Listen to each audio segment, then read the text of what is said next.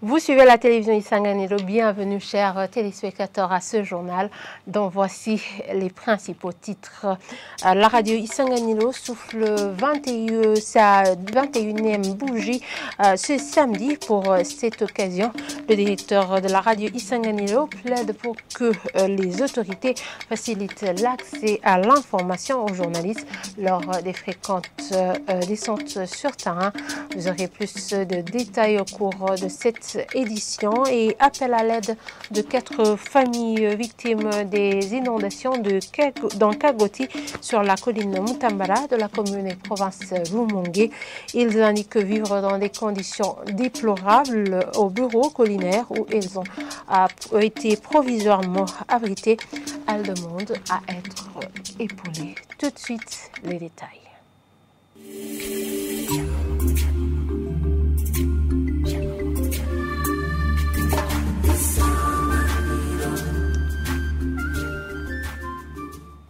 Encore une fois, bienvenue, chers téléspectateurs. Le président burundais appelle les banques à renforcer la traçabilité des devises dans une rencontre avec les gestionnaires des banques qui a eu lieu cette semaine. Évariste Ndayishimiye a estimé que le Burundi devrait emboîter le pas franchi par d'autres pays, à l'instar de la Tanzanie, qui enregistre l'entrée des devises de façon régulière. Selon lui, la traçabilité laisse à désirer dans le pays. Suivez le numéro 1 burundais. Il est traduit en français par notre confrère Alain Désiré Bukeyineza. Abanyamahanga binjira muri iki gihugu barenzeko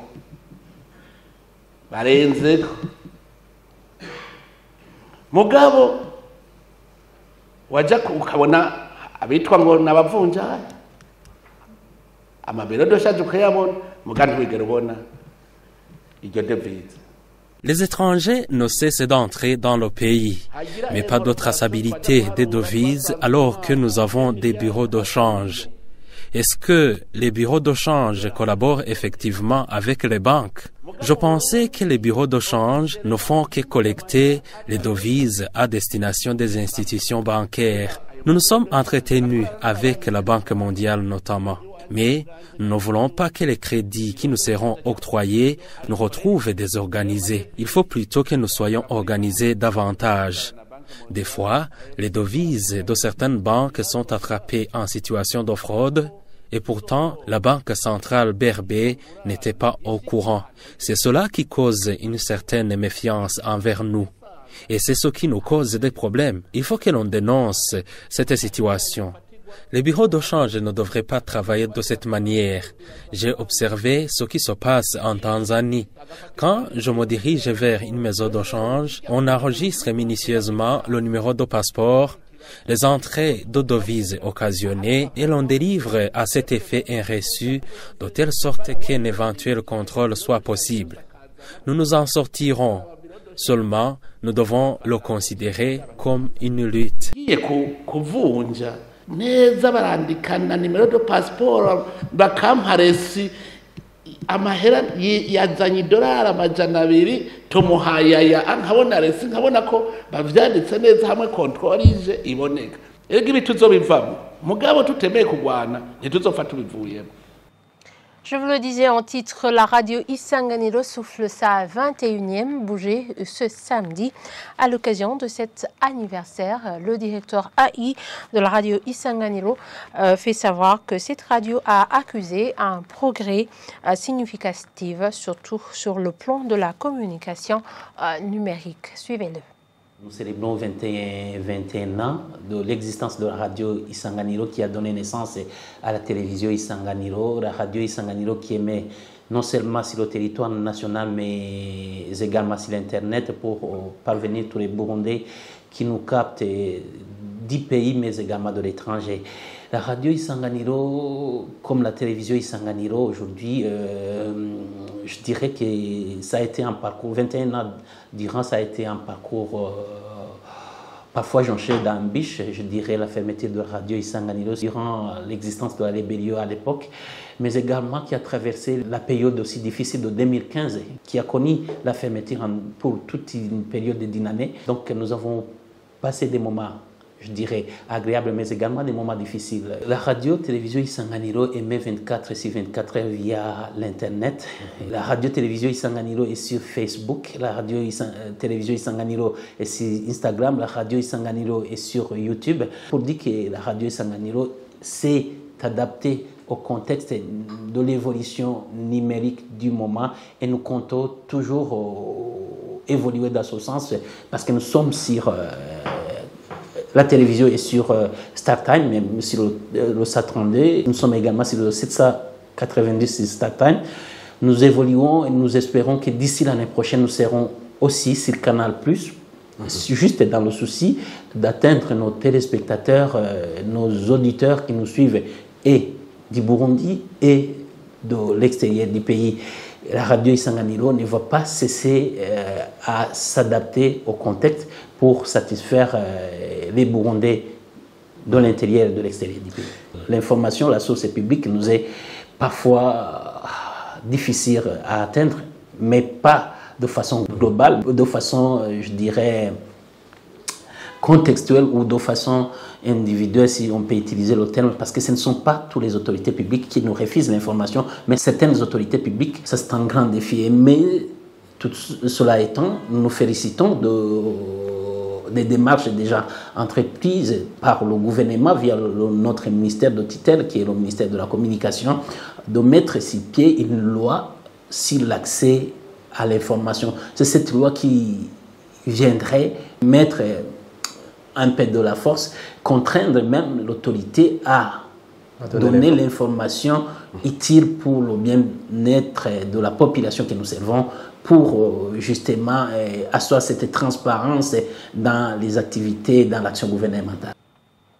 Page pour continuer avec ce journal, excusez, le ministère de la Santé publique et de la lutte contre le sida invite la population à utiliser uniquement les médicaments prescrits par un professionnel de la santé agréé et à respecter les posologies recommandées en cas de maladie.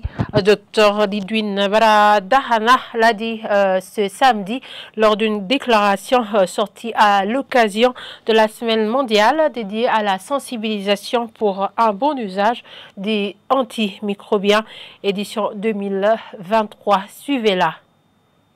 Du 18 au 24 novembre chaque année est une semaine dédiée à la sensibilisation sur la résistance aux antimicrobiens. En effet, la résistance aux antimicrobiens est une menace pour les humains, les animaux, les végétaux, ainsi que pour l'environnement. Elle nous concerne tous. Le thème de cette année, Ensemble, prévenons la résistance aux antimicrobiens, appelle à la collaboration entre les secteurs afin de préserver l'efficacité de ces médicaments essentiels. La résistance aux antimicrobiens se produit lorsque les microbes comme les bactéries, les champignons, les parasites ou les virus s'adaptent et deviennent résistants aux médicaments utilisés pour les combattre, impactant ainsi l'efficacité du traitement, en augmentant au passage le taux de morbidité, la durée des hospitalisations et le coût global des soins. Cette semaine vise à promouvoir un usage éclairé de ces médicaments vitaux afin d'en préserver l'efficacité pour les générations futures. L'Organisation mondiale de la santé, OMS, appelle les États membres à adopter des bonnes pratiques pour prévenir et lutter contre ce phénomène dans le cadre de l'approche Une seule santé, qui s'articule sur l'implication de tous les acteurs de la santé humaine, animale, végétale et environnementale. Chacun de nous a un rôle à jouer dans l'arrêt de la résistance aux antimicrobiens. En santé humaine, la clé est d'utiliser uniquement les médicaments prescrits par un professionnel de santé agréé et de veiller à suivre le traitement prescrit dans son intégralité en respectant les posologies recommandées. Le mauvais usage et l'abus d'antimicrobiens nous mettent tous en danger. Ensemble, faisons donc de notre mieux pour prévenir la résistance aux antimicrobiens. L'Organisation pour la lutte contre la corruption et les malversations économiques, OLUCOM, plaide pour la mise en place de la Haute Cour de justice. Le président de cette organisation, Gabriel Roussili, explique que c'est l'unique juridiction compétente pouvant juger les hautes autorités responsables de la corruption et des malversations économiques.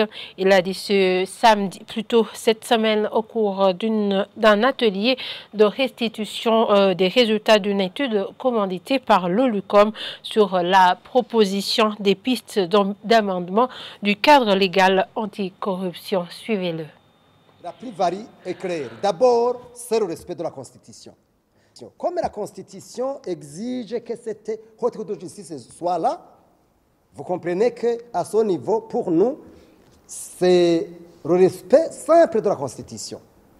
Ne pas appliquer la Constitution, vous comprenez que c'est la haute trahison. C'est simple. La deuxième chose, la haute cour de justice, c'est symbolique, mais aussi c'est la protection du pays. Souvenez-vous, ceux qui sont jugés par la haute cour de justice, c'est le président de la République, c'est le vice-président, c'est le premier ministre, c'est le président de l'Assemblée et celui du Sénat. Est-ce que ces plus hautes autorités de l'État, ils ne sont pas des anges, ce sont des humains. Et on doit séparer les lois, les institutions et les individus. Étant donné que les individus peuvent pécher, il faut renforcer les institutions au lieu de renforcer les individus.